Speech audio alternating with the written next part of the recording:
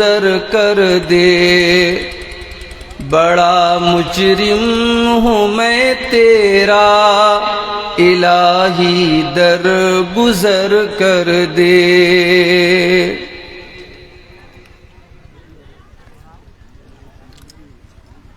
خطا کوئی نہیں چھوڑی، کوئی عصیاں نہیں چھوڑا،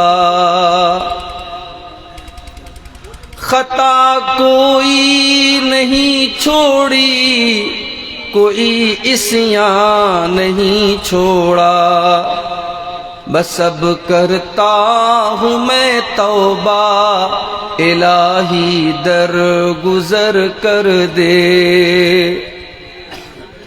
کھلونا ہاتھ کا اپنا بنا رکھا ہے شیطان نے، کھلونا ہاتھ کا اپنے بنا رکھا ہے شیطان نے، بنا لے اپنا تو بندہ، الہی در گزر کر دے۔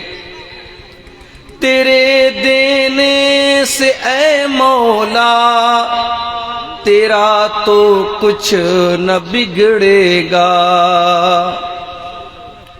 تیرے دینے سے اے مولا تیرا تو کچھ نہ بگڑے گا، مگر بن جائے گا میرا، الہی در گزر کر دے۔ سنور جائے میری دنیا، سنور جائے میری عقبا، جو ہو فضل و کرم تیرا، الہی در گزر کر دے۔ نبی کی بھی شفاعت ہو مجھے حاصل وہ محشر میں، نبی کی بھی شفاعت جو مجھے حاصل ہو محشر میں، تو بیڑا پار ہے میرا، الہی در گزر کر دے۔ گناہوں پر ہوں شرمندہ، الہی در گزر کر دے، بڑا مجرم ہوں میں تیرا، الہی در گزر کر دے۔ صدر محترم، علماء کرام، محترم بزرگوں، نوجوان ساتھیوں، پردہ نشین ماں اور بہنوں، پیارے بچوں، مجھ سے پہلے آپ سیمانچل کے ایک معروف عالم دین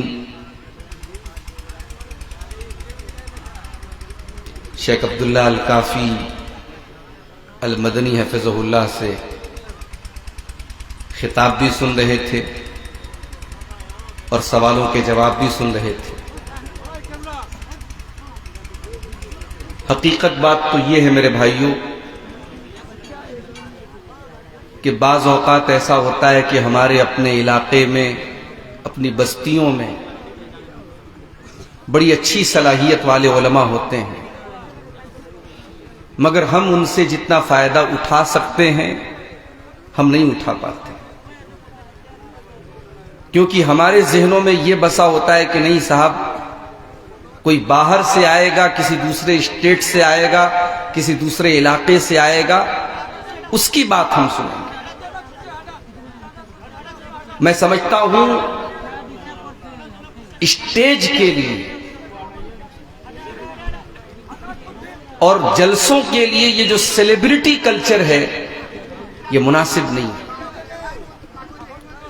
ہم علم کی تعظیم کریں، علماء کی تعظیم کریں،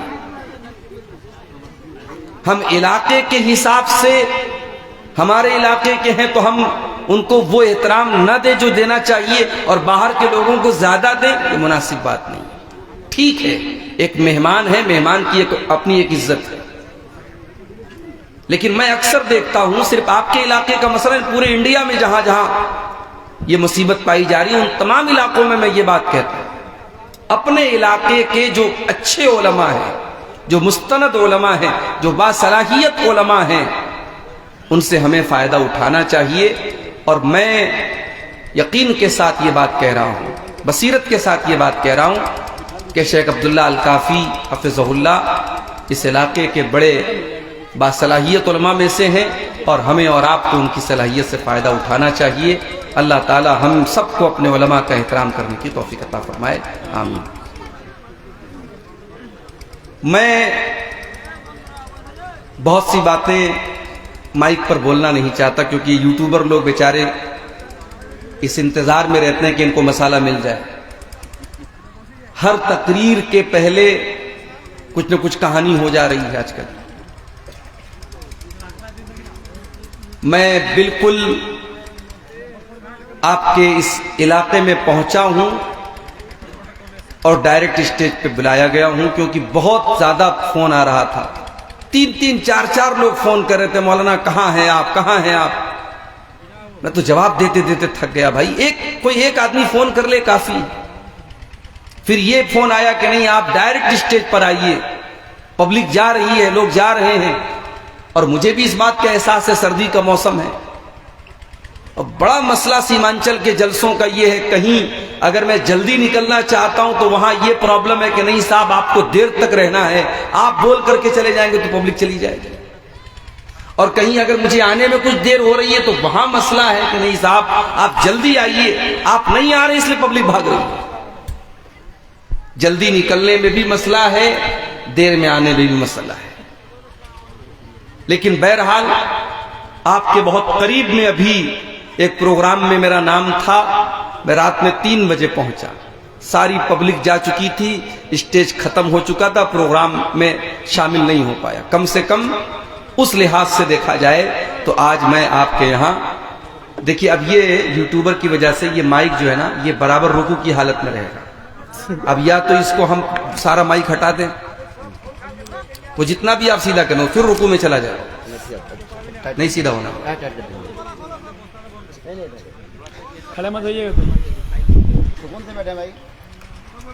میرے بھائیوں، ہم اور آپ انسان ہیں، اور انسان کے بارے میں عربی میں کہاوت ہے الانسان مرکب من الخطأ والنسیان. انسان غلطی اور بھول چوک سے بنا ہے. انسان ہے تو غلطی کرے گا. اللہ نے ہمیں انسان بنایا، فرشتہ نہیں بنایا.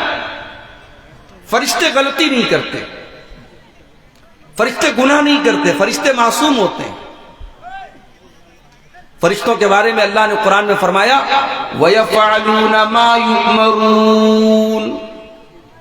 فرشتوں کو جو آرڈر ملا ہے، جو حکم ملا ہے، وہ اللہ کے حکم کو پورا کرتے ہیں، وہ ٹس سے مس نہیں ہوتے. اللہ نے جو ڈیوٹی جس فرشتے کو دی ہے وہ اپنی ڈیوٹی پوری طریقے سے انجام دے رہا ہے.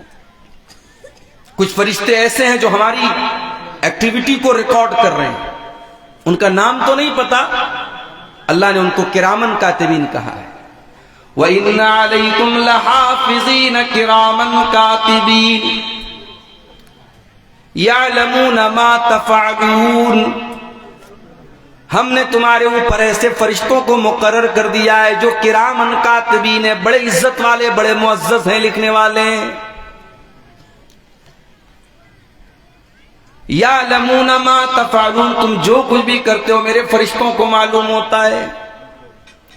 ابھی کہیں کی نیوز ہے، کسی اسکول کی شاید نیوز تھی کہ وہاں باتھ روم کے اندر جو بلب ہوتا ہے، بلب کے ہولڈر میں کیمرہ لگا ہوا تھا. اتنا کمبخت تھا اس اسکول کا مینیجر کہ ظاہر ہے کہ اسکول ہے یا کالج ہے، لڑکے بھی پڑھ رہے ہیں، لڑکیاں بھی پڑھ رہی ہیں، تو اس نے باتھ روم میں ان کے ویڈیوز کو ریکارڈ کرنے کے لیے باتھ روم کے اندر جو بلب ہوتا ہے، بلب کے ہولڈر میں کیمرہ چھپا کے رکھا تھا.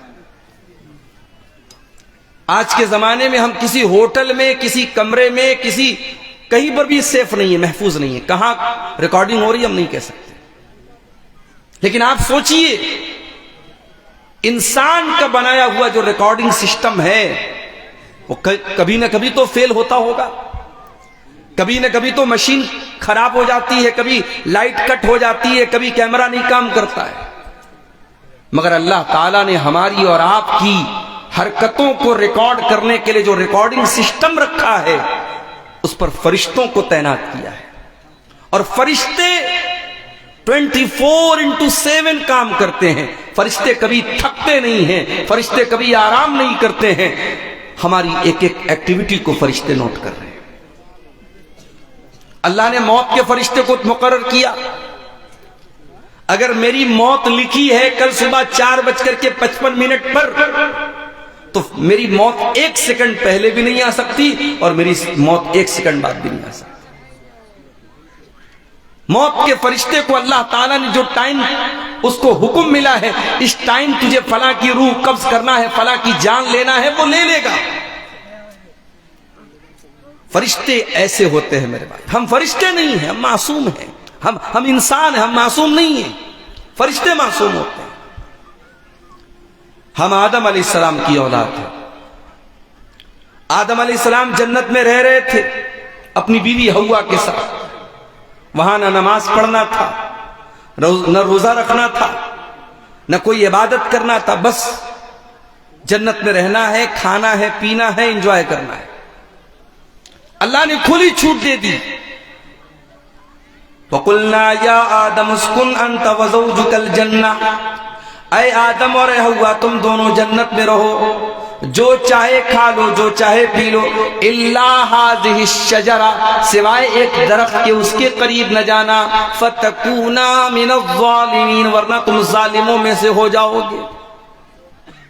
ایک درخت، ہزاروں چیزیں جنت میں کھانے کی ملی ہیں، ایک پیڑ ہے، ایک درخت ہے، اللہ نے کہا اس کے پاس مت جانا.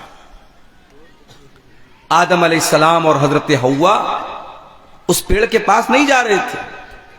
شیطان آیا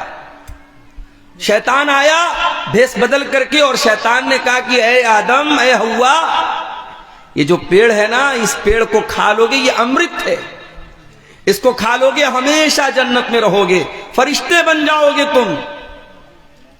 اس نے اللہ کی قسم بھی کھا کر کے یہ باتیں بتائی. قرآن کہتا فَدَلَّاهُمَا بِغُرُورٍ، شیطان نے قسم کھا کر کے، جھوٹے وعدے کر کے آدم کو اور حوا کو بہکا دیا. یہاں ایک بات اور بتا دوں، بعض لوگ یہ سمجھتے ہیں کہ شیطان نے حضرت حوا کو بہکایا اور حوا نے حضرت آدم کو بہکایا، یعنی غلطی اصل عورت کی تھی. آدم علیہ السلام نے تو اپنی بیوی کی بات مانی تھی. ایسا نہیں ہے، قرآن دونوں کو ذمہ دار قرار دے رہا ہے.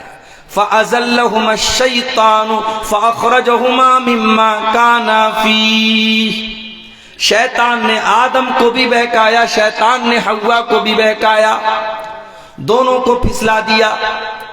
دونوں کو شیطان نے اس پیڑ کے قریب، جس کے قریب بھی جانے سے اللہ تعالیٰ نے منع کیا تھا، شیطان کے بہکانے پر دونوں نے اس پیڑ کے درخت کو، اس کے پھل کو کھا لیا. اب جب کھا لیا تو انجام کیا ہوا؟ دونوں کے بدن سے کپڑے اتر گئے، دونوں ننگے ہو گئے، آدم بھی ننگے، حوا بھی ننگے.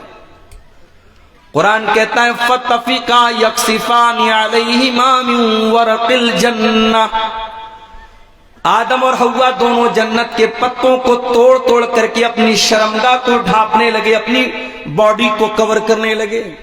ننگا رہنا پسند نہیں کیا انہوں نے.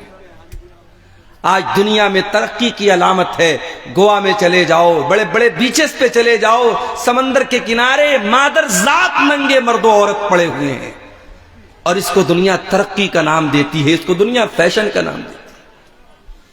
یہ ننگے رہنے والے، یہ برہنہ رہنے والے، یہ بے حیا اور بے شرم لوگ، یہ انسان کہلانے کے بھی قابل نہیں ہے. انسان کی فطرت یہ کہتی ہے، انسان کا نیچر یہ کہتا ہے، انسان کا سوبھاؤ یہ کہتا ہے کہ نہیں، تیری شرمگاہ کے اوپر کوئی نہ کوئی چیز پردے کے طور پر ہونی چاہیے۔ بھائی مرد بھی سب کے سامنے ننگا، عورت کو تو چھوڑ دیجئے، مرد بھی سب کے سامنے ننگا۔ اگر کوئی مرد سب کے سامنے ننگا رہتا ہے تو دو ہی باتیں ہو سکتی ہیں، یا تو وہ پاگل ہے یا انسان نہیں ہے۔ پاگل ہے، کریک مائنڈ کا ہے، دماغ خراب ہے، تبھی وہ ننگا رہے گا، ورنہ مرد بھی کم سے کم انڈر ویئر میں تو دوسروں کے سامنے کم سے کم انڈر ویئر میں رہے گا۔ آدم اور حوا دونوں نے اپنے جنت کے پتے سے اپنی شرمگاہوں کو ڈھانپنا شروع کر دیا۔ اب اللہ تعالیٰ نے سمجھایا حضرت آدم اور حوا کو، الم انہکما ان تلکما الشجرہ، اے آدم اے حوا، میں نے تم کو منع کیا تھا اس پیڑ کے قریب نہ جانا، کیوں تم نے شیطان کی بات مانی؟ کیوں تم اس کے بہکاوے میں آ گئے؟ کیوں تم ظالموں میں سے ہو گئے؟ غلطی آدم سے بھی ہوئی، غلطی حوا سے بھی ہوئی۔ قرآن کہتا ہے فَتَلَقَّى آدَمُ مِن رَبِّهِ کلمات۔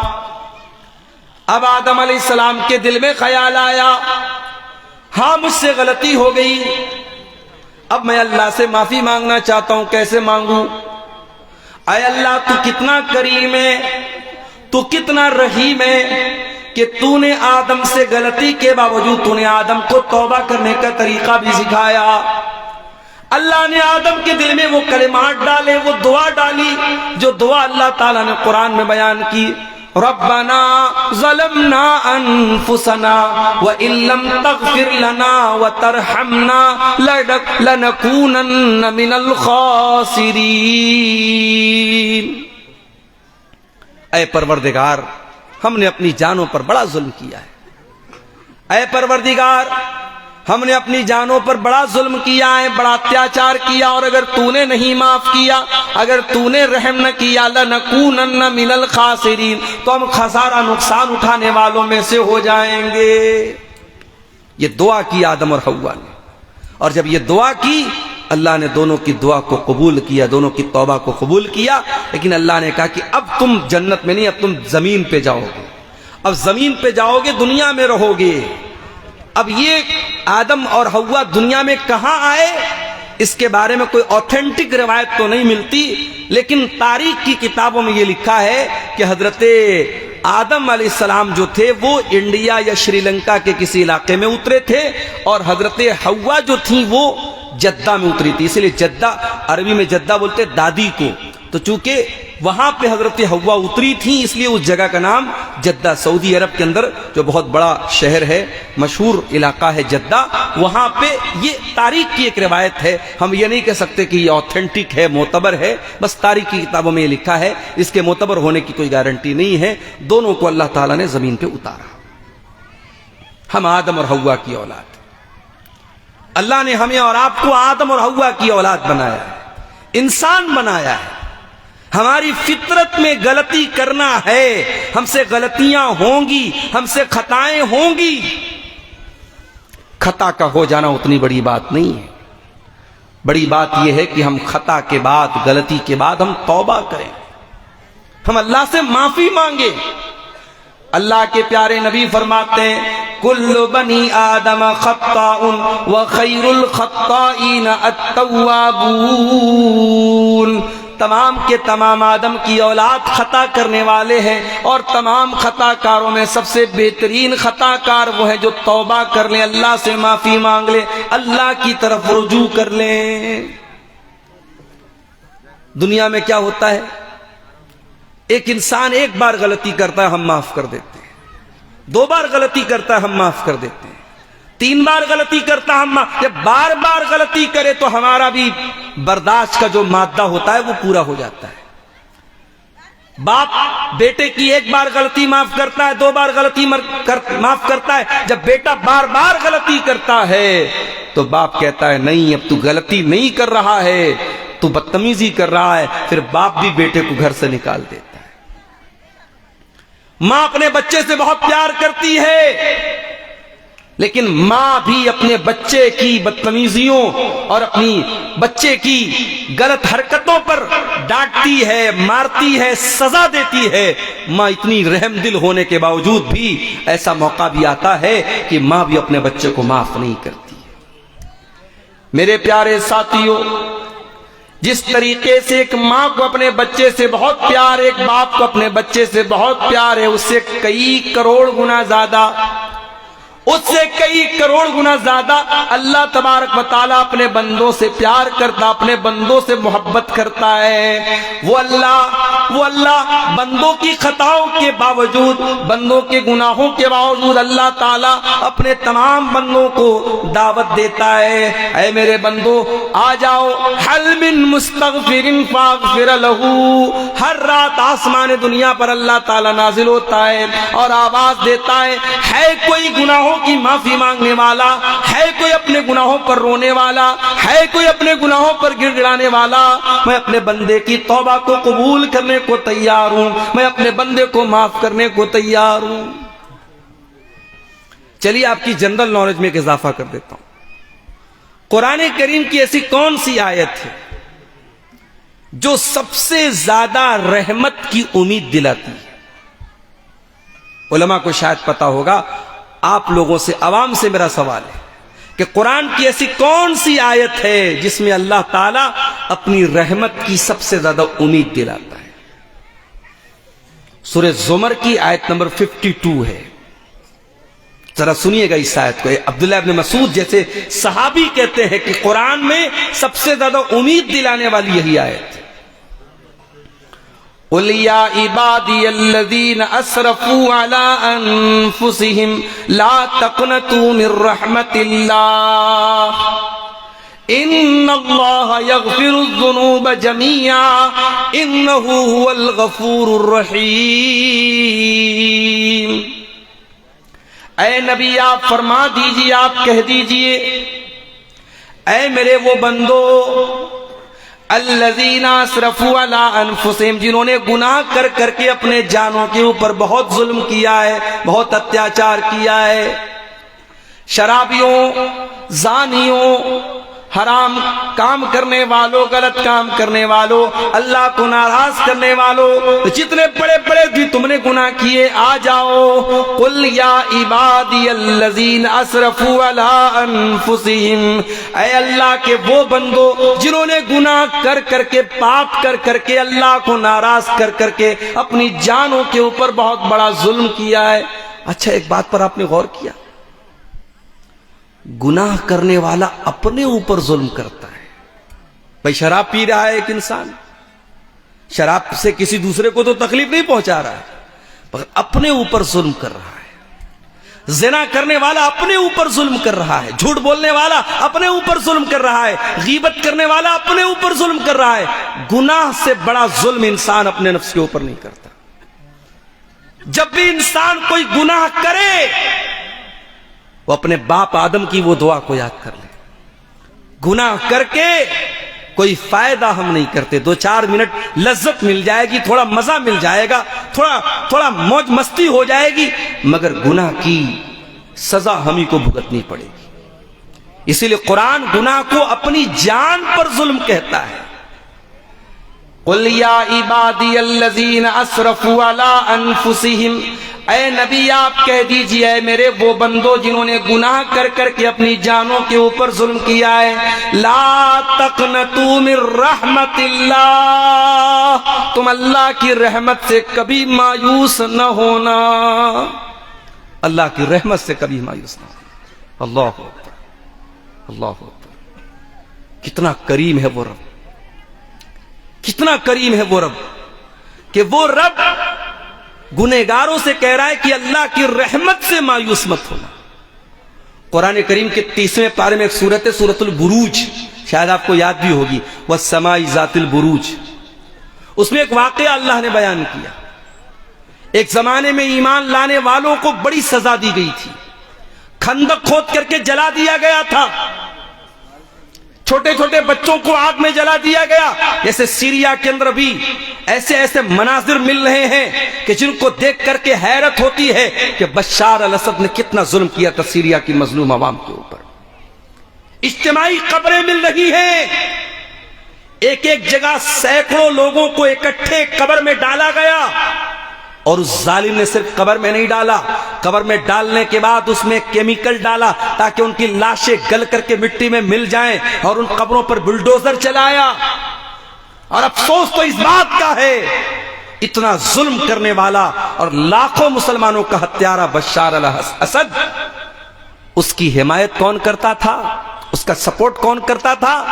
اس کا سپورٹ وہ ایران کرتا تھا, جو آج بہت بڑا فلسطینیوں کا اپنے آپ کو ہمدرد کہتا ہے. علامہ ابن تیمیہ نے بالکل سچی بات کہی تھی, ہمارے اسلاف نے بالکل سچی بات کہی تھی. صحابہ کا دشمن, صحابہ کو گالی دینے والا, صحابہ کی گستاخی کرنے والا, یہ رافضی یہودی سے بڑا ہمارا دشمن ہے. ہر دور کی تاریخ رہی ہے, مسلمانوں کو یہودیوں نے اتنا نقصان نہیں پہنچایا جتنا ان روافض نے نقصان پہنچایا ہے. آج سیریا سے جو خبریں آ رہی ہیں میرے بھائیو, 40 سال کے بعد لوگ آج قید خانے سے نکل رہے ہیں, لوگ 40 سال کے بعد جیل سے نکل رہے ہیں. کوئی پوچھ رہا ہے کہ کیا صدام حسین زندہ ہے یا مر گیا, ان کو یہ بھی نہیں معلوم کہ دنیا کہاں سے کہاں پہنچ گئی. انہوں نے نہ ٹائم دیکھا, نہ کیلنڈر دیکھا, ان کو نہ وقت کا پتا, نہ ان کو سمے کا پتا, نہ تاریخ کا پتا.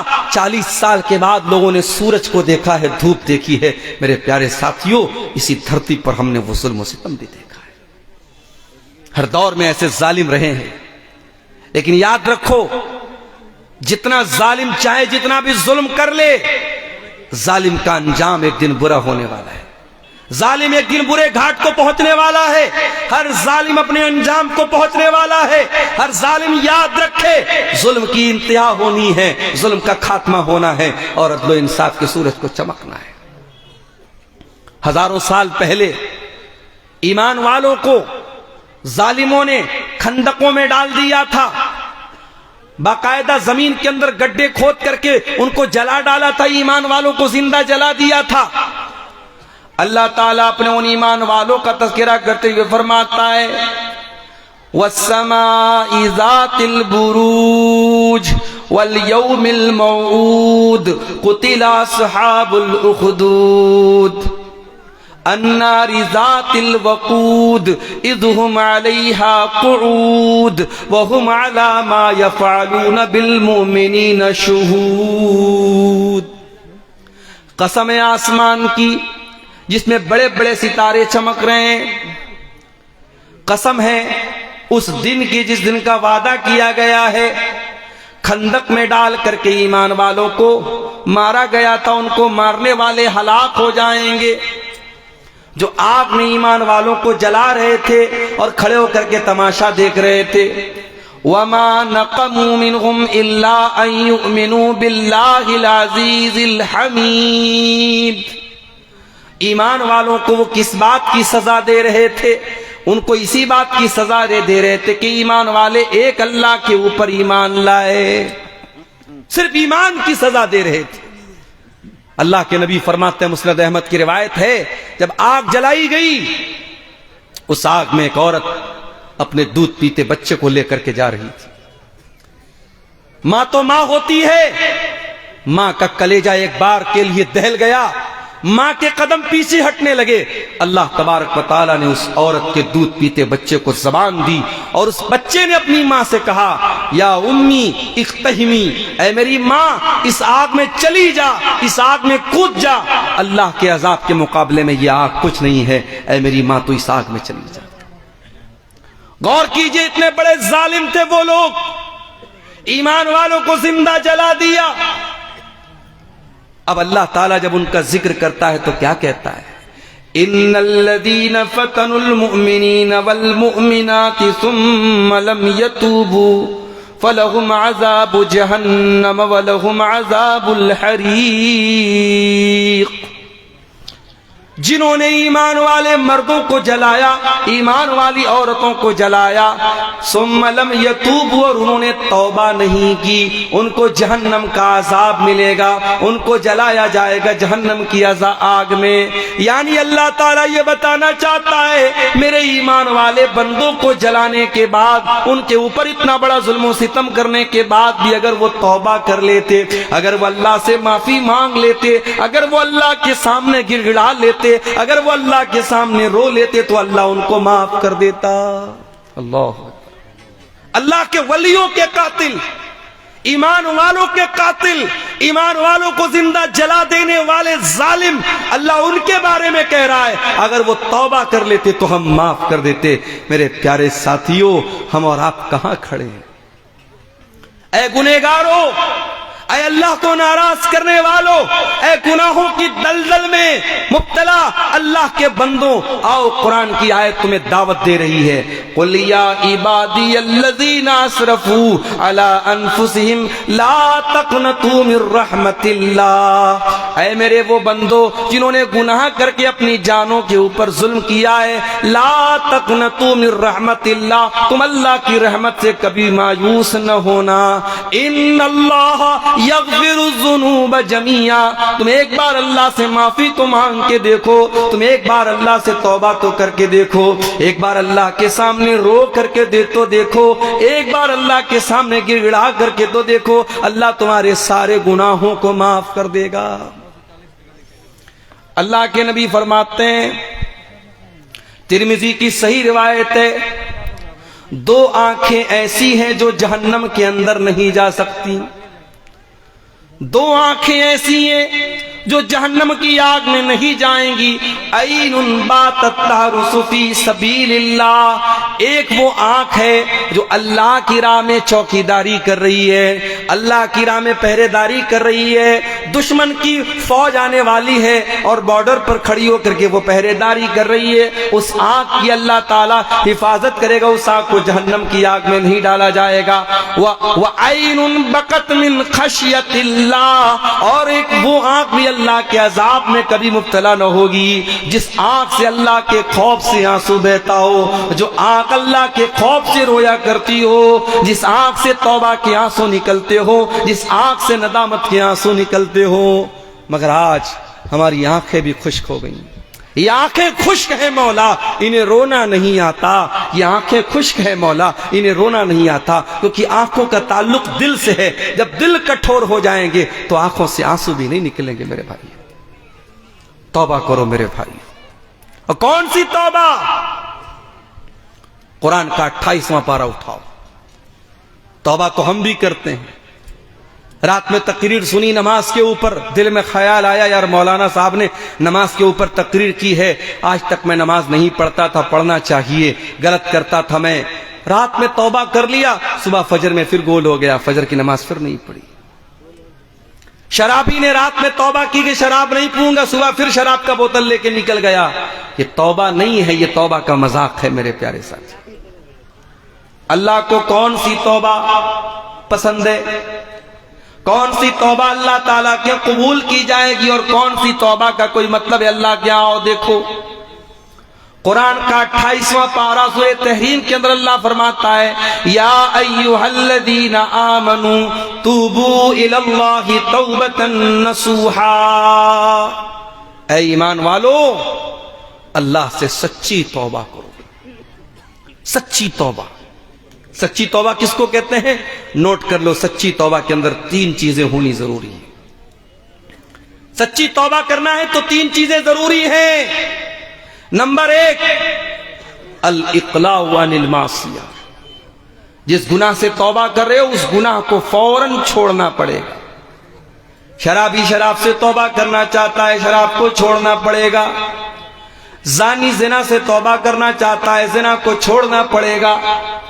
بے نمازی توبہ کرنا چاہتا ہے، نماز کی فوراً پابندی کرنی پڑے گی۔ جس گناہ میں انسان مبتلا اس گناہ کو فوراً چھوڑنا پڑے گا، یہ توبہ کی پہلی سیڑھی ہے۔ توبہ کی دوسری سیڑھی، اب تک جتنے گناہ کیا تھا اس کے اوپر شرمندگی ہو رہی ہے، ندامت ہو رہی ہے، اس بات کا احساس ہو رہا ہے کہ ہاں میں نے غلط کیا تھا، مجھے ایسا نہیں کرنا چاہیے تھا، میں نے اللہ کو ناراض کیا تھا، یہ احساس بھی دل میں ہونا چاہیے۔ اور توبہ کی تیسری شرط یہ ہے آئندہ وہ گناہ نہ کرنے کا پکا ارادہ کیا جائے۔ تین چیزیں جب تک نہیں پائی جائیں گی تب تک سچی توبہ نہ ہوگی۔ اور اگر گناہ کا تعلق حقوق العباد سے ہے، کسی کی زمین ہتھیا لی، کسی کا پیسہ مار کر کے بیٹھ گیا، کسی کا حق مار لیا، کسی کو گالی دے دی، کسی کی غیبت کر دی، تو اب چوتھی کنڈیشن بھی اس کے ساتھ جوڑ دیجیے۔ یہ تین کنڈیشن تو اپنی جگہ، چوتھی کنڈیشن کیا ہے؟ اگر مسئلہ حقوق العباد کا ہے تو جس کا حق آپ نے لیا ہے اس کو دینا پڑے گا، جس کی زمین آپ نے ناجائز طور پر لی اس کو واپس لوٹانا پڑے گا، جس کا پیسہ آپ نے غلط طریقے سے لیا پیسہ لوٹانا پڑے گا، جس کو گالی دی اس سے جا کے معافی مانگنی پڑے گی، جس کی غیبت کی اس سے جا کے معافی مانگنی پڑے گی۔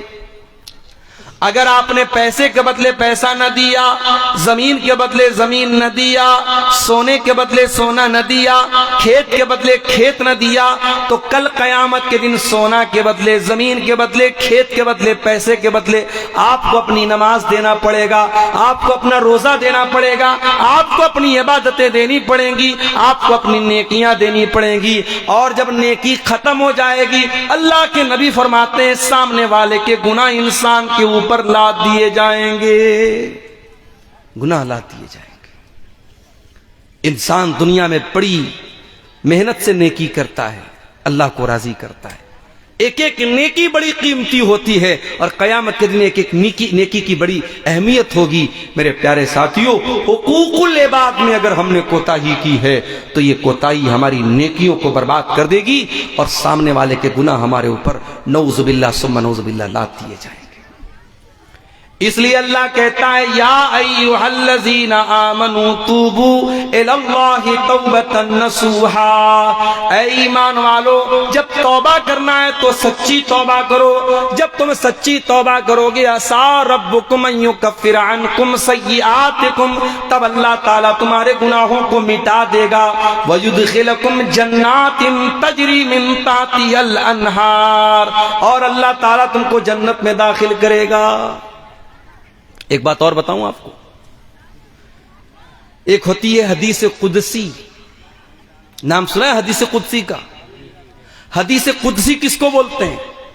جب اللہ کے نبی صلی اللہ علیہ وسلم یہ کہیں کہ اللہ تعالیٰ فرماتا ہے تو اس حدیث کو حدیث قدسی کہتے ہیں۔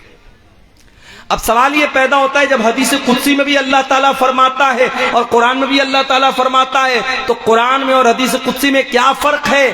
فرق ہے، قرآن کی تلاوت ہوتی ہے، حدیث قدسی کی تلاوت نہیں ہوتی۔ قرآن کے الفاظ بھی اللہ کی طرف سے ہیں اور حدیث قدسی کے الفاظ نبی کی طرف سے ہیں، لیکن معنی اللہ کی طرف سے۔ اب میں جو حدیث آپ کو سنانے جا رہا ہوں وہ حدیث قدسی ہے، ذرا غور سے سنیے۔ ترمذی کی صحیح روایت ہے، اللہ کے پیارے نبی فرماتے، اللہ تعالیٰ فرماتا ہے اے آدم کی اولاد، اے آدم کے بیٹے، جب تک تو مجھ سے امید لگائے رہے گا، جب تک تو مجھ سے معافی مانگتا رہے گا، میں تجھے معاف کرتا رہوں گا، ولا ابالی، میں کسی کی کوئی پرواہ نہیں کروں گا۔ اللہ کو کسی کو جواب نہیں دینا ہے، اللہ کو کسی کو حساب نہیں دینا ہے، اللہ کو کسی کا ڈر نہیں ہے۔ اللہ سے تم جب جب معافی مانگو گے، جب جب توبہ کرو گے، اللہ تمہیں معاف کرنے کو تیار ہے۔ یا ابن آدم لو بلغت ذنوبک عنان السماء ثم استغفرتنی غفرت لک ولا ابالی، اے آدم کے بیٹے اگر تو اتنے گناہ کر دے، تیرے گناہوں سے آسمان کے کنارے بھر جائیں، اتنا تو گناہ کر دے تیرے گناہوں سے آسمان کے کنارے بھر جائیں، اللہ تعالیٰ کہتا ہے میرے بندے اتنے گناہ کرنے کے بعد بھی تو آ کر کے مجھ سے معافی مانگے گا، مجھ سے استغفار کرے گا، مجھ سے توبہ کرے گا، تو میرے بندے میں تجھ کو معاف کرنے کو تیار ہوں۔ اے میرے بندے اگر تو زمین بھر کے گناہ کر کے آئے گا اور میرے ساتھ تو شرک نہیں کر رہا ہوگا، تو توحید کو لے کر کے آئے گا، تو سچی توحید کو لے کر کے آئے گا، اور پھر تو مجھ سے معافی مانگے گا، اے میرے بندے میں زمین بھر کے مغفرت تجھ کو دینے کو تیار ہوں۔ یہ ہے اللہ کی رحمت۔ اللہ کے عذاب پر آپ نے بہت تقریریں سنی ہیں، اللہ کے غضب پر بہت تقریریں سنی ہیں۔ آج آئیے ذرا اللہ کی رحمت کا بھی آپ کو ذرا نقشہ کھینچ کے دکھاتا ہوں، اللہ کتنی رحمت والا ہے، اللہ کتنے کرم والا ہے میرے پیارے ساتھی۔ اللہ کے نبی فرماتے ہیں بنی اسرائیل میں ایک آدمی تھا جو 99 لوگوں کا قاتل تھا، 99 لوگوں کا اس نے مرڈر کیا تھا، خون کیا تھا۔ 99 لوگوں کا قتل کرنے کے بعد اس انسان کے دل میں توبہ کا خیال آیا۔ اس نے پوچھا کہ اس دور کا سب سے بڑا عالم کون ہے؟ لوگوں نے عالم کا پتہ نہ بتا کر کے راہب کا پتہ بتا دیا۔ عالم کا کام عالم ہی کرے گا، اگر عالم کا کام کسی غیر عالم سے لوگے تو غلط راستے پر چلے جاؤ گے۔ آج یہی تو ہو رہا ہے، انٹرنیٹ پر آپ دیکھ لیجئے، آج عورتیں بھی تقریر کر رہی ہیں اور مسئلے مسائل بیان کر رہی ہیں، اور باقاعدہ فیس بک کے اوپر میں نے دیکھا کہ میاں بیوی کے جو پرائیویٹ مسائل ہیں، جو میاں بیوی کے آپس کے ملاقات کے مسائل ہیں، جو بہت ہی پرائیویٹ قسم کے مسائل ہیں، ان کو مسالے لگا لگا کر کے نقاب پہن کر کے عورت بیان کر رہی ہے، صرف اس لیے تاکہ اس کو ویو زیادہ سے زیادہ مل جائے، اس کے چینل کو سبسکرائبر مل جائیں، اس کو فیس بک پر کمائی کا ایک اڈا مل جائے۔ آج کتنی عورتوں نے اور کتنے جاہل قسم کے لوگوں نے جو عالم بھی نہیں ہیں، اس طریقے کے مسائل، جو سہاگ رات کا مسئلہ ہے، میاں بیوی کے ملاقات کا مسئلہ ہے، عورتوں کے پیریڈ کا مسئلہ ہے، اس کو مسالے لگا لگا کے بیان کر رہے ہیں۔ میرے پیارے ساتھیوں، اسی لیے میں کبھی کبھی کہتا ہوں یہ انٹرنیٹ بہت کام کی بھی چیز اور بہت بڑا فتنہ بھی ہے۔ کل تک یہ یوٹیوب نہیں تھا، یہ انٹرنیٹ نہیں تھا، بنارس سے عبدالغفار صاحب آپ کے بیچ میں آتے تھے تبھی آپ ان کو سن پاتے تھے۔ آج تو کتنے علاقے ایسے جہاں میں نہیں پہنچ پاتا ہوں، لیکن یوٹیوب کے ذریعے وہاں پر پہلے سے میں پہنچ چکا ہوں۔ کئی علاقوں میں جاتا ہوں، بوڑھے لوگ میرے پاس آتے ہیں، مجھ کو گلے لگا کے کہتے ہیں مولانا آج تک آپ کو یوٹیوب پر سنا کرتے تھے، آج پہلی بار آنکھوں سے آپ کو دیکھ رہے ہیں۔ کتنے لوگوں نے بتایا کہ ان کی مائیں رات میں تقریروں کو سن کر کے سوتی ہیں، تقریر سنے بغیر ان کو نیند نہیں آتی ہے۔ یہ اس موبائل کی آپ خوبی کہہ سکتے ہیں، اس موبائل کی آپ ایک بہت بڑی اس کی صفت کہہ سکتے ہیں۔ لیکن آج اس انٹرنیٹ نے، اس موبائل نے آج اس کا بہت غلط استعمال بھی ہو رہا ہے میرے بھائیوں۔ جو بے حیائی والا استعمال ہو رہا ہے اس کو جانے دیجئے، دین کے نام پر بھی اس موبائل کا بہت غلط استعمال ہو رہا ہے۔ آج کتنے چینل ایسے ہیں جس پر فضول قسم کے، واہیات قسم کے اسلامک ویڈیوز بنائے جا رہے ہیں، مرچ مسالہ لگا کر کے، کہیں کی اینٹ اور کہیں کا روڑا جوڑ کر کے، تھمنے لگا کر کے ویڈیو بنائے جا رہے ہیں۔ اس تقریر کے اندر جو بات بیان نہیں ہوئی ہے اس بات کو تھمنیل کے اندر پیش کیا جا رہا ہے، صرف اس لیے تاکہ چینل کو زیادہ سے زیادہ دیکھنے والے مل جائیں، تاکہ ویڈیو کو زیادہ سے زیادہ دیکھنے والے مل جائیں۔ عالم کا کام عالم سے لینا ہے، غیر عالم سے لوگے تباہی اور ہلاکت آئے گی۔ میں کہتا ہوں بہت بڑے بڑے لوگ ہیں، میں نام نہیں لوں گا، اس دور کے بہت بڑے بڑے اسکالر ہیں، مگر ان کا میدان کیا ہے؟ اگر ایک اسکالر کا میدان اسلام کی تبلیغ کرنا ہے، اگر اس کا میدان یہ ہے کمپیریٹیو ریلیجن پر وہ کام کر رہا ہے، وہ ہندوازم سے اور عیسائیوں سے اسلام کا مقارنہ کر رہا ہے، اور انجیل سے اللہ کے نبی کی پیشن گوئی کو نکال کے بتا رہا ہے، ویدوں سے اور گیتا سے اسلام کی حقانیت کو ثابت کر رہا ہے، بہت اچھی بات ہے، بہت اچھی بات ہے۔ ایسے اسکالر سے ہم فائدہ اٹھائیں گے، مگر اس کو مفتی بنانے کا کام نہیں کریں گے۔ اس کا جو میدان ہے اس میدان میں اس سے کام لیں گے، مگر نماز کا طریقہ ہم اس سے نہیں پوچھیں گے، ہم حیض و نفاس کا مسئلہ اس سے نہیں پوچھیں گے، ہم نکاح اور طلاق کا مسئلہ اس سے نہیں پوچھیں گے۔ اس کے لیے ہمارے پاس علماء موجود ہیں، اس کے لیے ہمارے پاس مفتی موجود ہیں۔ اور آج یہی ہو رہا ہے میرے بھائی، ہر آدمی عالم بنا ہے، ہر آدمی مفتی بنا ہے۔ یوٹیوب پر آپ چلے جائیے، کوئی بھی مسئلہ آپ ٹائپ کیجئے، علماء کے جواب آپ کو کم ملیں گے اور جاہلوں کے جواب آپ کو زیادہ ملیں گے۔ بڑے بڑے علماء سوال کا جواب دینے سے پہلے کانپتے ہیں، ٹائم مانگتے ہیں، موقع مانگتے ہیں کہ نہیں صاحب میں مطالعہ کر لوں گا، اسٹڈی کر لوں گا، اس کے بعد جواب دوں گا۔ اور جاہل کی ہمت کیا ہے؟ जाहिल की हिम्मत ये है, 4 किताबें उसने इंग्लिश में पढ़ी है, कुरान भी उसने ढंग से नहीं पढ़ा है, हदीसों को उसने भी ढंग से नहीं पढ़ा है, बस 4-5 उसने इंग्लिश की किताबें पढ़ी है, और वो आता है और स्टेज लगाता है और कहता आस्क मी ब्रदर, मुझसे सवाल पूछो। वो बाकायदा खुलेआम चैलेंज करता है और लोग आते हैं, उससे सवाल करते हैं और वो सवालों का जवाब देता है। इसीलिए अल्लाह के नबी पेशिन गोई करते हुए फरमाते हैं, कयामत के पहले ऐसा दौर आएगा, अयकिल्लल फुक़हा व यक्सुरल खुतबा, लच्छेदार तकरीर करने वाले बहुत हो जाएंगे, जिनके सब्सक्राइबर बहुत ज्यादा, जिनके व्यूअर्स बहुत ज्यादा, जिनके फॉलोअर्स बहुत ज्यादा होंगे। अयक्सुरल खुतबा, खुतबा तो बहुत ज्यादा हो जाएंगे, वक्ता तो बहुत ज्यादा हो जाएंगे, तकरीर करने वाले, लेक्चर देने वाले बहुत ज्यादा हो जाएंगे। व यकिल्लल फुक़हा, और दीन का गहरा इल्म रखने वाले, दीन की समझ रखने वाले, दीन की नॉलेज रखने वाले लोग बहुत कम रह जाएंगे। वो दौर आज हम देख रहे हैं, वो दौर आज हम देख रहे हैं। हमारे इसी बंगाल के बेल्ट में, इसी सीमांचल के बेल्ट में हमने देखा कि उलमा को दरकिनार करके जाहिलों को लोग जो है, जिनकी तकरीरों में बकवास बातें, फजूल बातें, किस्से कहानी की बातें, न कुरान की एक आयत ढंग से पढ़ी जा रही है, उनको ऊंचा मकाम दिया जा रहा है और उलमा को पीछे रखा जा रहा है। ये आज हमारे इलाके में हो रहा है मेरे भाई।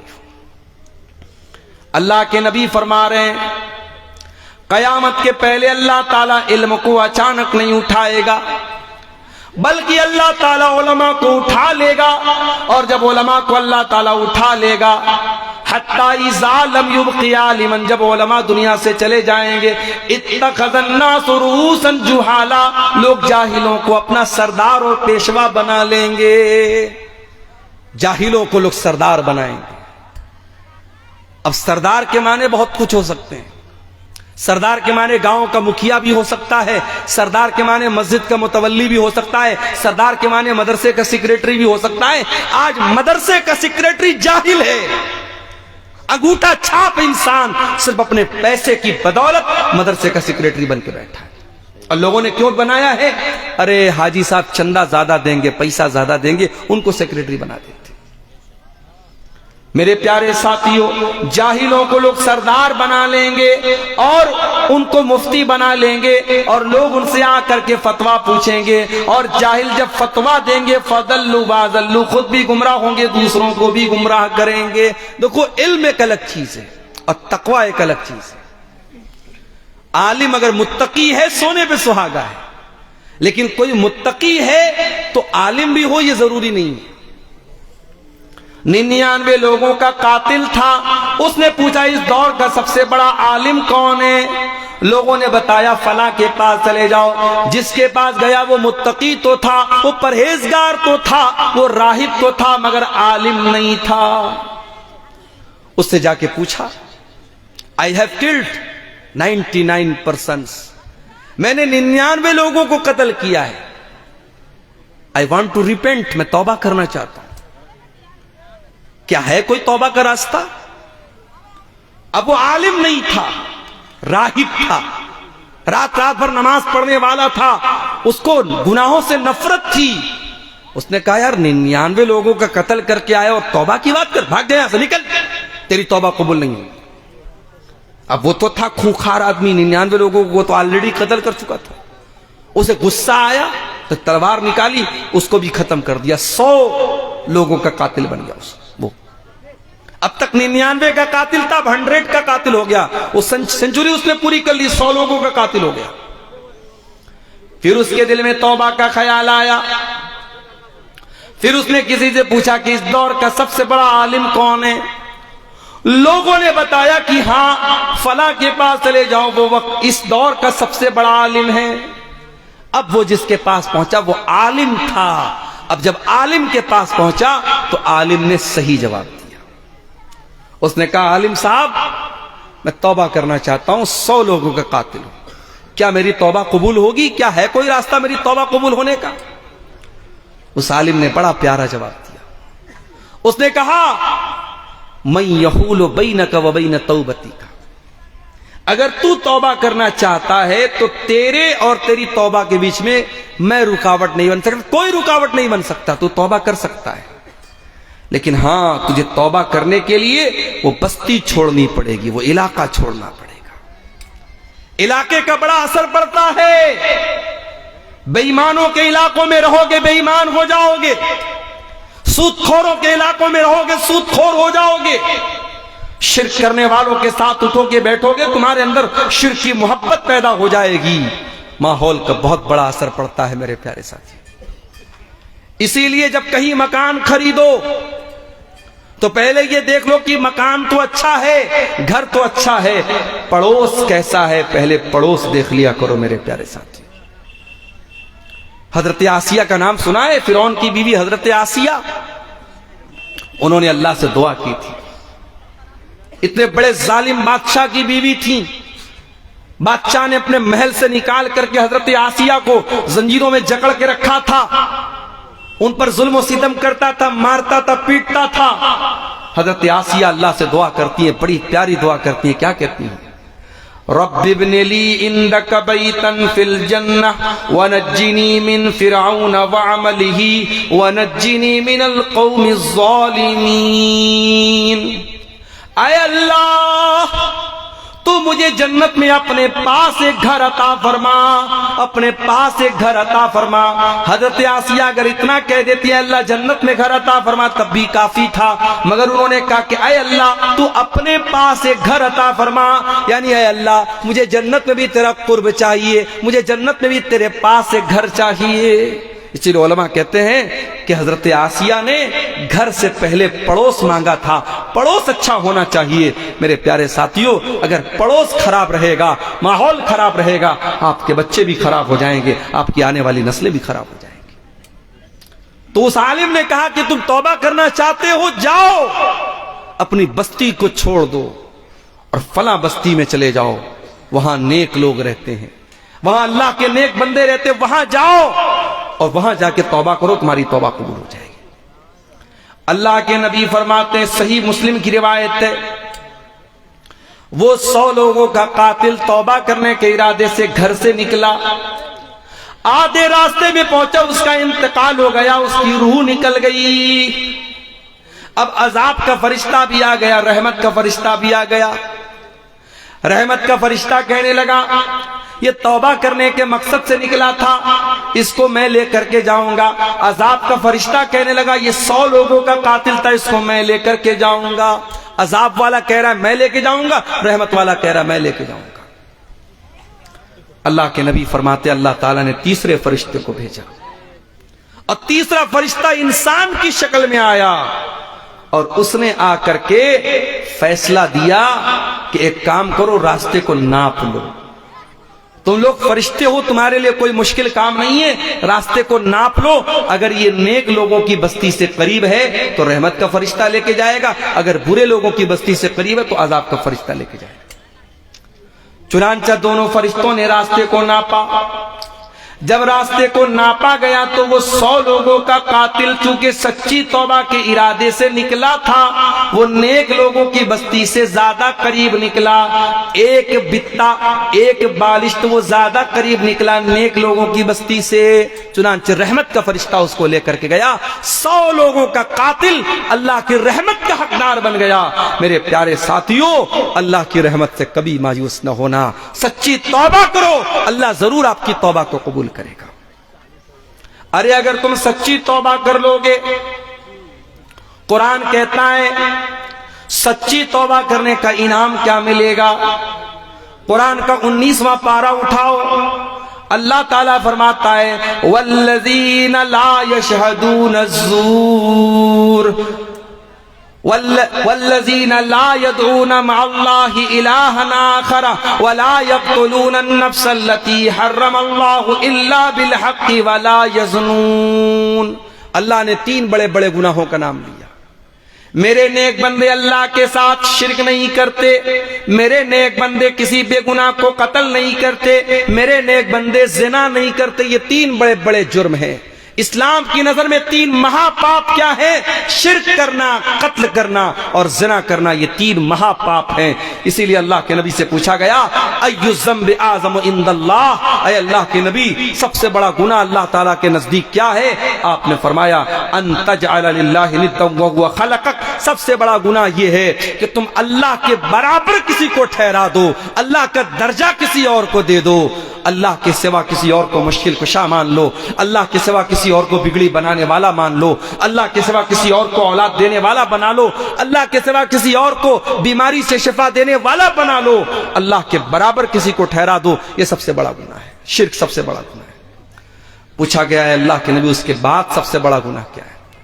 آپ نے فرمایا ان تقتل ولدک خشیۃ ان یتیم معک، شرک کے بعد سب سے بڑا گناہ یہ کہ تم اپنی اولاد کو قتل کر دو اس ڈر سے کہ وہ تمہارے ساتھ کھائے گی، اولاد کو قتل کر دو، یہ سب سے بڑا گناہ ہے۔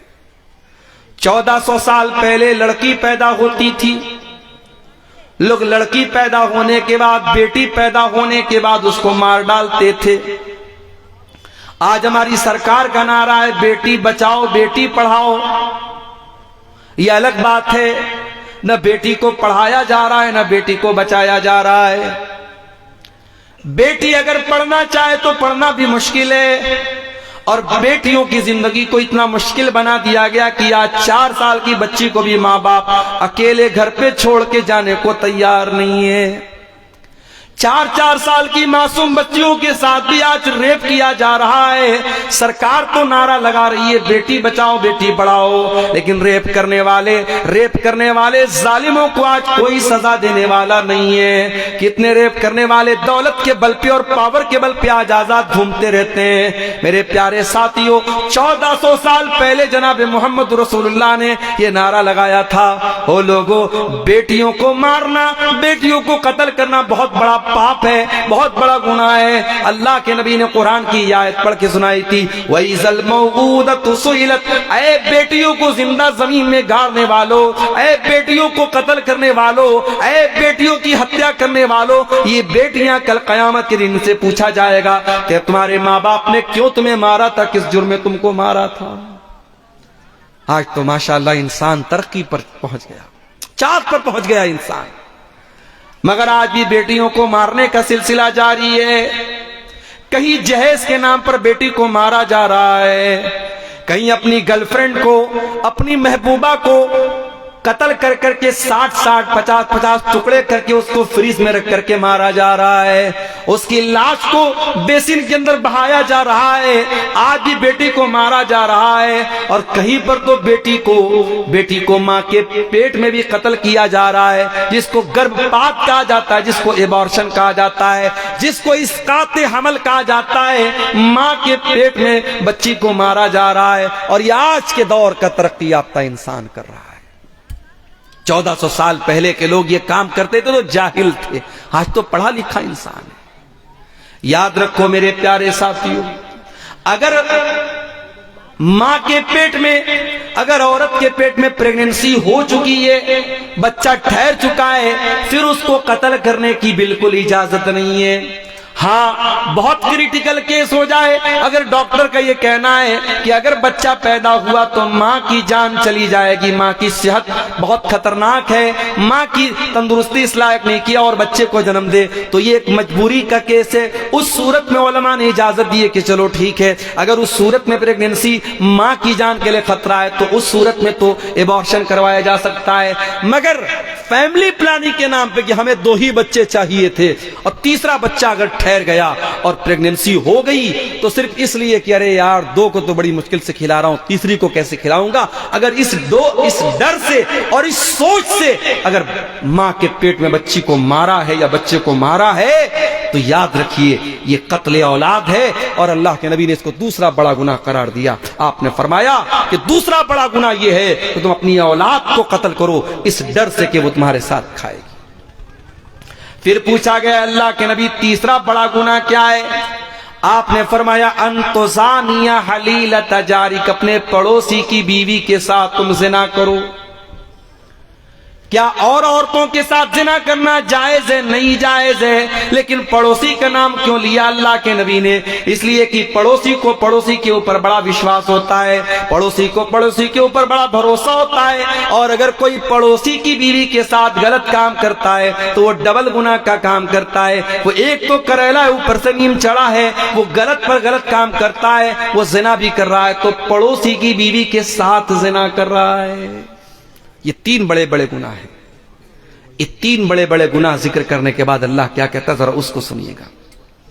الا من تاب وآمن وعمل عملا صالحا فاولئک یبدل اللہ سیئاتہم حسنات۔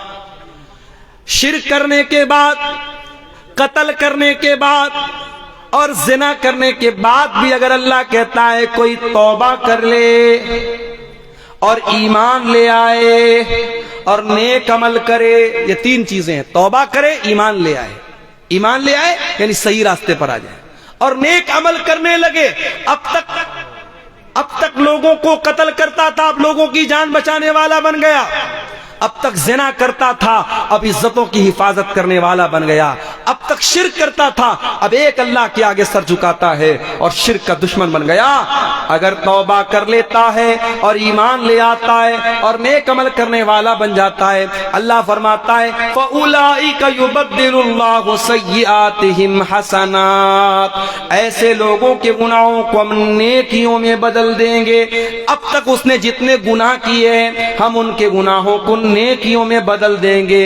وَكَانَ اللَّهُ غَفُورًا رَحِيمًا، اور اللہ تعالیٰ تو بخشنے والا، رحم کرنے والا ہے، اللہ کے لیے کوئی مشکل بات نہیں۔ کیا مطلب یہ ہوا کہ سچی توبہ اگر کوئی کر لے تو اب تک اس کے اکاؤنٹ میں جتنے گناہ تھے اللہ اس کے سارے گناہوں کو نیکیوں میں ٹرانسفر کر دے گا۔ اس نے جتنے گناہ کیے تھے اب وہ گناہ اللہ تعالیٰ کے نیکی مانے جائیں گے اگر اس نے سچی توبہ کی ہے اور توبہ کرنے کے بعد اپنی توبہ کے اوپر قائم ہے۔ یہ توبہ کا انعام ہے میرے پیارے ساتھیوں، میرے پیارے بھائیو۔ اللہ تو لٹا رہا ہے، اللہ تو رحمتوں کو لٹا رہا ہے، ہم لوٹنے کو تیار نہیں ہیں۔ اللہ تو توبہ کی دعوت دے رہا ہے اور ہم توبہ کرنے کو تیار نہیں ہیں، ہم تو دنیا کی موج مستی میں لگے ہوئے ہیں۔ یاد رکھو میرے بھائیو، کل کے اوپر نہ ٹالو، آج توبہ کرو، ابھی توبہ کرو۔ کل نہ کر، کل کا کوئی بھروسہ نہیں، کل نہ آیا کبھی اور نہ آئے گا کل، کل تو کل ایک پل کا بھروسہ نہیں۔ توبہ کو کبھی کل پہ مت ٹالو میرے بھائی، یہ کل پہ ٹالنا یہ بھی شیطان کی بہت بڑی چال ہے۔ کیا ہم اور آپ اس بات کی گارنٹی دے سکتے ہیں کہ کل تک ہم زندہ رہیں گے؟ ارے کل چھوڑ دو، ہم 1 گھنٹے کے بعد زندہ رہیں گے، ہم اس بات کی گارنٹی نہیں دے سکتے۔ آج فجر کی نماز پڑھنے اپنے علاقے میں گیا، نماز پڑھ کے مسجد کے باہر نکلا، دیکھا لوگوں کی بھیڑ لگی ہوئی ہے۔ میں نے پوچھا کیا بات ہے؟ ہمارے پڑوس کے ایک صاحب، ان کا انتقال ہو گیا تھا، بیمار کئی مہینے سے چل رہے تھے، رات کو 4 بجے ان کا انتقال ہو گیا۔ غور کرو میرے پیارے ساتھیوں، انسان اس بات کی گارنٹی نہیں لے سکتا کہ رات میں وہ سویا ہے تو صبح زندہ ہی اٹھے گا۔ آج انسان کے پاس دولت ہے، طاقت ہے، حج کر سکتا ہے، عمرہ کر سکتا ہے، اس سے بولو جاؤ بھائی حج کر لو، عمرہ کر لو، کہتا ہے نہیں مولانا صاحب جب عمر ہو جائے گی تب کریں گے۔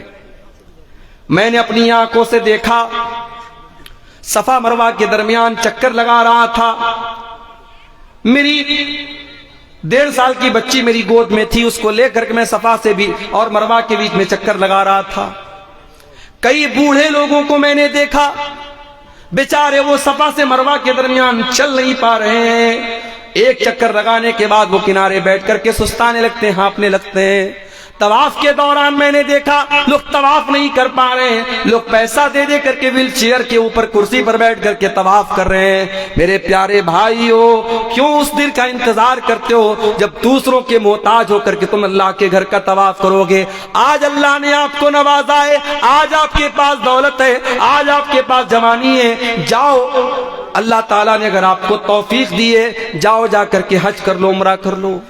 اور اللہ کے نبی تو یہاں تک فرماتے ہیں کہ اگر کوئی لگاتار حج اور عمرہ کرتا ہے، اللہ نے نوازا ہے، ہر سال آپ عمرہ کیجئے، اگر ہر سال کوئی عمرہ کرتا ہے، بار بار کرتا ہے، اللہ کے نبی نے فرمایا کہ اس سے انسان کے گناہ مٹتے ہیں اور انسان کا فقر و فاقہ مٹتا ہے، کما ینفی الکیر خبث الحدید، جس طریقے سے بھٹی کے اندر جب لوہے کو ڈالا جاتا ہے اور لوہے کے اوپر کمیل اور کچیل صاف ہو جاتا ہے، ویسے جب انسان حج کرنے جاتا ہے، عمرہ کرنے جاتا ہے، اس کے گناہ مٹ جاتے ہیں۔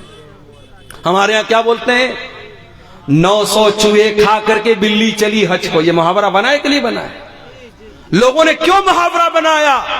لوگوں نے یہ سوچ کر کے محاورہ بنایا کہ اگر 900 چوہے کھا کر کے بلی حج کرنے جائے گی اس کا حج قبول نہیں ہوگا، مگر میرے اللہ کا قانون کچھ اور ہے۔ میرے پیارے ساتھیوں، 900 نہیں 9000 چوہے کھا کر کے اگر بلی حج کرنے سچے دل سے جاتی ہے اور سچے دل سے اللہ سے توبہ کرتی ہے، اللہ معاف کرنے کو تیار ہے۔ میرے عزیزوں، توبہ کرو اس سے پہلے کہ ہمارا وہ وقت آ جائے جب ہماری توبہ اللہ قبول نہیں کرے گا۔ ایک وقت وہ بھی آتا ہے جب توبہ قبول نہیں ہوتی۔ اللہ کے نبی فرماتے ہیں ان اللہ یقبل توبۃ العبد ما لم یغرغر، اللہ تعالی بندے کی توبہ تب تک قبول کرتا ہے جب تک گرگرا نہ آ جائے۔ گرگرا مطلب آخری ٹائم، وہ ٹائم جب انسان کی زبان بند ہو جائے، جب انسان کے منہ میں کوئی چیز ڈالو تو اندر نہیں جا رہی ہے، جہاں کنی کا عالم ہے، نزا کا عالم ہے، آخری عالم ہے، اس وقت کے آنے سے پہلے توبہ کر لو۔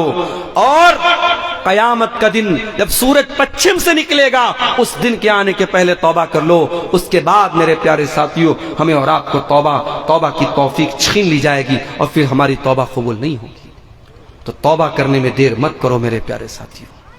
اب سوال یہ پیدا ہوتا ہے، لوگ یہ بھی سوال کرتے ہیں مولانا صاحب ہم توبہ کرنا چاہتے ہیں، ہم کیا کریں؟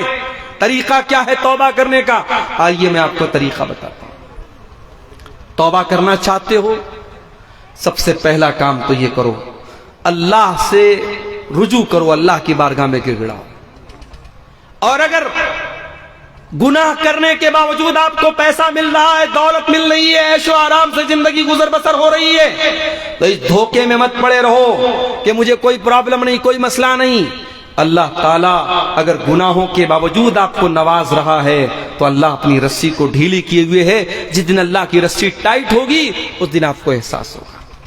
اللہ قرآن میں کہتا ہے فَلَوْلَا إِذْ جَاءَهُمْ بَأْسُنَا تَضَرَّعُوا وَلَكِنْ